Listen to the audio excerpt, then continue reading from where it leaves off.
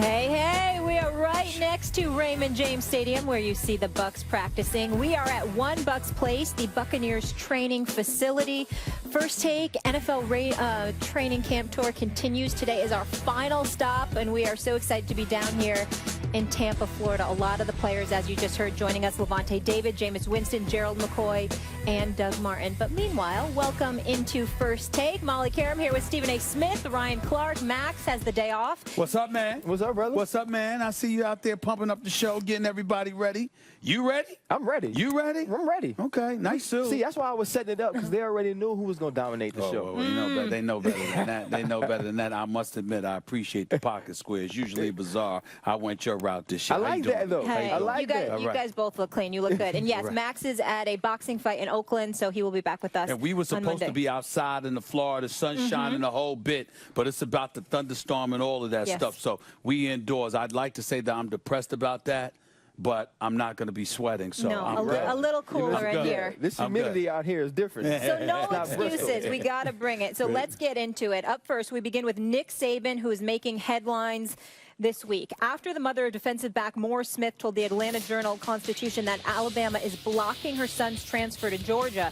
Earlier this summer, it was reported that Smith was looking to leave the Alabama program as a grad transfer, which would normally allow him to be eligible to play immediately, except within the SEC. After last season ended, Alabama did not block the transfer of wideout Chris Black to Missouri, also an SEC school. So the school says the situations are different.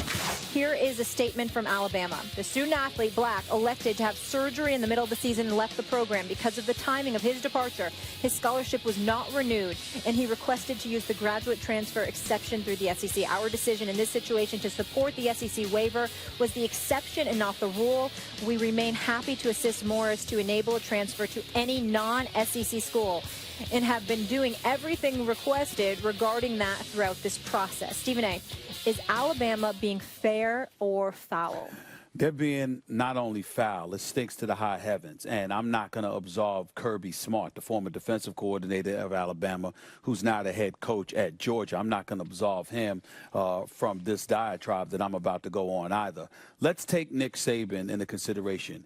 Molly, you can't find too many people that love and respect the greatness of Nick Saban as much as I do. Yep. I sit on this show on a daily basis, you know, just in reverence to and deference to the greatness of Nick Saban, not just as a coach, Ryan, but also as a man, the way that he coaches his players, the way that he holds them accountable, because I think it's preparation for the real world and real life, and you just can't replace that. I have profound respect for Nick Saban, which is why I'm so incredibly disappointed with the decision in terms of how he's handled this whole ordeal involving Maurice. I mean, here's the bottom line. Nick Saban is getting paid $7.1 million. Yes, he is a grown man. Yes, he's got his education, et cetera, et cetera. From my understanding, so did this kid. He's graduated. I mean, he doesn't need to be there any longer. He still has a year of eligibility. He wants to move on. And then you want to restrict him from doing so. Why? Because of this bogus SEC bylaw 14.5.5.1, if I remember correctly, where you're prohibited from going to another SEC school. Here's where Kirby Smart comes into the equation. Well, if the player is prohibited from going to another SEC school, how come Kirby Smart, who was a defensive coordinator under Nick Saban at Alabama for the last 8 years, how come he wasn't prohibited from going to get the job at the University of Georgia? I hear a lot of people talking about the players. I don't hear them talking about the coaches. I don't hear them talking about the ability to move. You're talking about a competitive advantage. Excuse me, who's going to have potentially more of a detrimental impact if they go to a competitor? Is it going to be Maurice Smith, or is it going to be Kirby Smart against Nick Saban's Alabama Crimson Tide? You had no problem letting him go there, by the way, to collect $3.75 million a year over the next 6 years. And so from that level, it's obviously flagrantly hypocritical when you take into account the fact that you're looking at an NCAA that sits up there and wants to say, Athletes are athletes. It's a recreational activity. They're just like any other student, but then you want to treat them like an asset. You know, like Jay Billis, our great college basketball analyst on ESPN, always says he considers this transfer restriction the equivalent of a non-compete provision with an employer. Okay, well, the bottom line is that you keep saying that the players are not employees. They are athletes, they are students, they are amateurs, etc. And yet here again is a flagrant example of you being hypocritical and violating that in terms of the NCAA.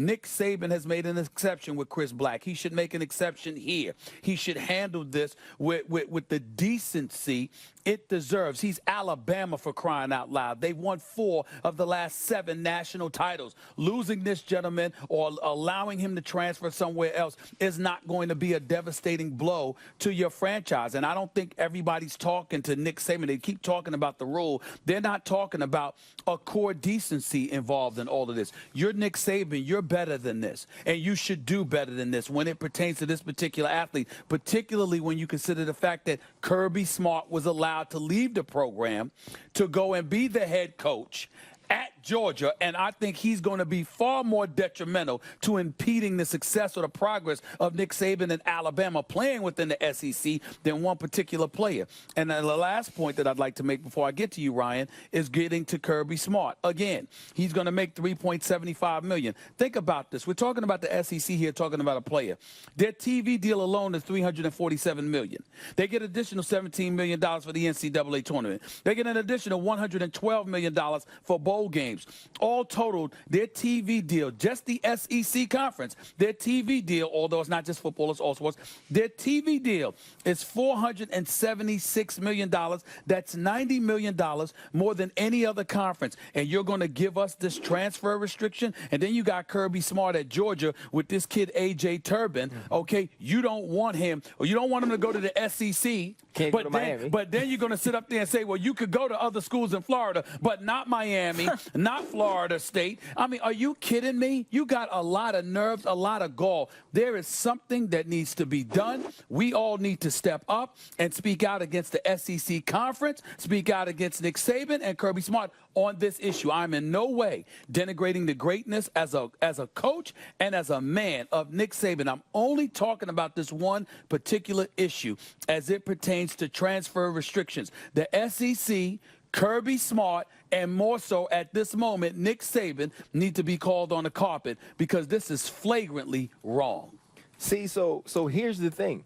For me, I agree with you. The SEC, this is a rule, and wherever it's buried in the papers or buried in the rules and regulations of the SEC, I think it should be scrapped. I think if a kid finishes school, gets his degree, he should be able to go wherever he wants to. Nick Saban isn't wrong.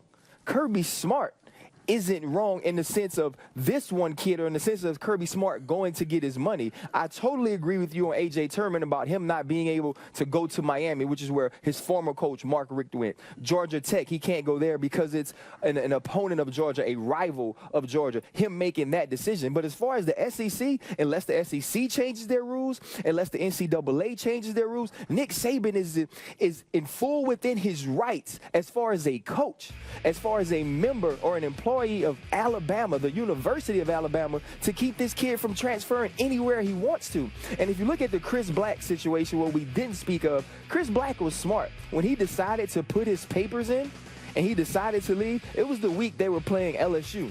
And you remember, I was on that show this week, and we were talking about Leonard Fournette maybe going up there and winning the Heisman Trophy that week. Can Derrick Henry get in the race?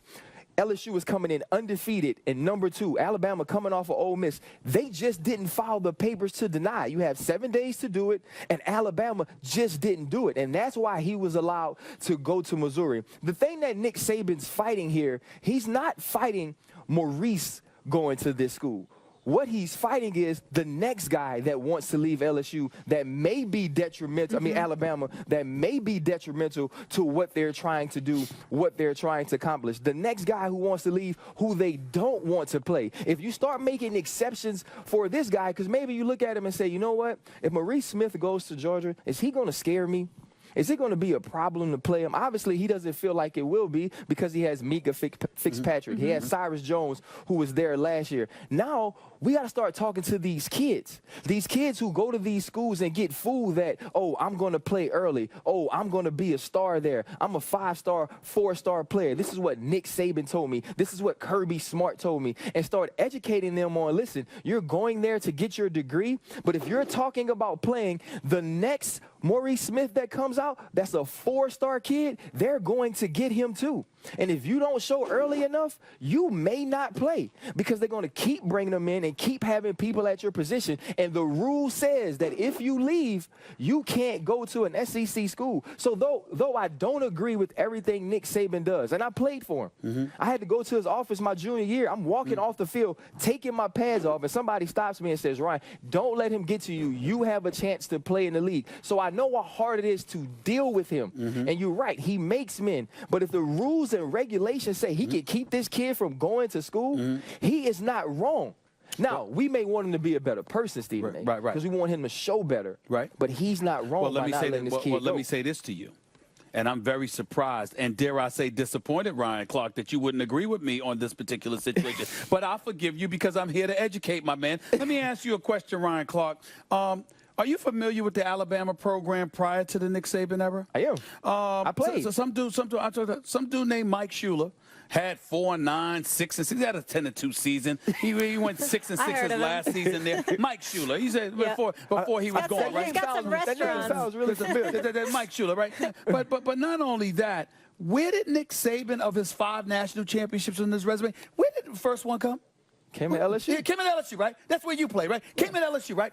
I'm sorry to refresh my memory because I might be a bit foggy here. Because far be it for me to assume that I know any football compared to the likes of you and others. But isn't the LSU Tigers in the same conference as Alabama? Yes. So in other words, it's okay for the coach to ultimately, even though he didn't go from LSU to Alabama, it's okay for a coach in the SEC, like Kirby Smart, to go from one program to the other within the conference. But it's not okay for the players because, by God, we want to make sure that we protect a competitive advantage. I'm saying to you, Ryan, I understand that he's not breaking any rules here. I understand that in terms of the letter of the law, particularly with SEC bylaws, Nick Saban is totally inoculated from all of that. He is protected. I get that. But there is a difference between being within your right and being righteous. And the Nick Saban that I know not only is known for being righteous,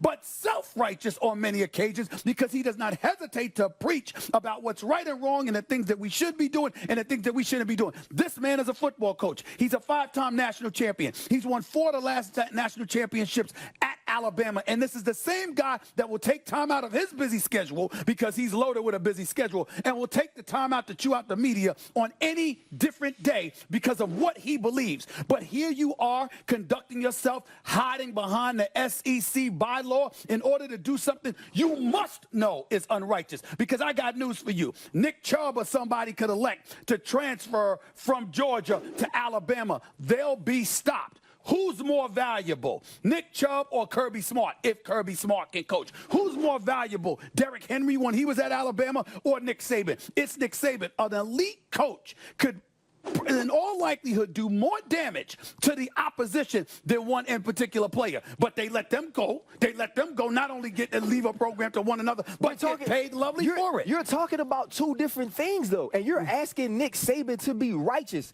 You said it right. He's self-righteous. He does what Nick Saban thinks is right. He doesn't do what he thinks is right and black and white for us to understand. But that's exactly where I'm going. That's not what he does. I'm saying he should believe that this is right. He should believe that black, just like you let him transfer, he should believe that this is the right thing to do for Maurice Smith. That is what I am saying. Right, but he's not going to believe that because he looks in the future. The reason he wins is because it's not about today. It's about what he sees coming in the future. And if you let these kids leave, now, if the SEC changes the rule, we would have a different conversation. I would have a different conversation. Right. I have a child that I want to get this opportunity one day. Okay. And I'm going to educate him before he goes. When you make this decision, make it knowing what the consequences can be down the road. Because I'm not expecting Nick Saban to be righteous. But check this out, I'm not Ryan. expecting him to not leave Miami in the night and go be the coach at Alabama. Because I've seen him do stuff like that. But you seen him do it. I've seen him leave LSU after saying he wasn't. There you go. So why am I going to expect him to be righteous today? Wait a minute. Because you're a kid and you don't know better. Because that kid that was 14, 15, 16 years old, looking at him as not the grown man that Ryan Clark is. So he's not going to see the forest from the trees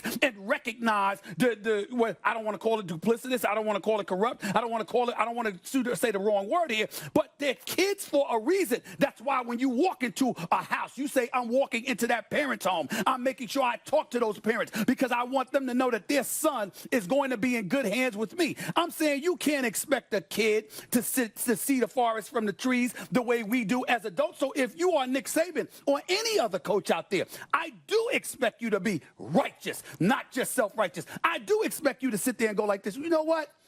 I don't want this guy to leave. It would be, something detrimental to us. But you know what? I'm a coach here for a reason. I'm getting paid $7.1 million. I'm Kirby Smart. I'm getting paid $3.75 million. I'll figure out a way to make it work despite losing those plays rather than holding them up. Told Max Kellerman something yesterday. He said, if you're making your decisions on the kids, you're going to have a long life. Right. If you're expecting college coaches to be self-righteous, your life going to be just as long. I'm saying that there are certain guys that can afford to. If anybody in this nation, in college football, can afford to let a guy go and overcome that exodus, it is Nick Saban. He can pull it off. And because he can pull it off, and because of his greatness, and because of the cachet, and he's not worried about job security, the fact that he's sitting there and holding this guy out is reprehensible, and Kirby Smart ain't too damn better.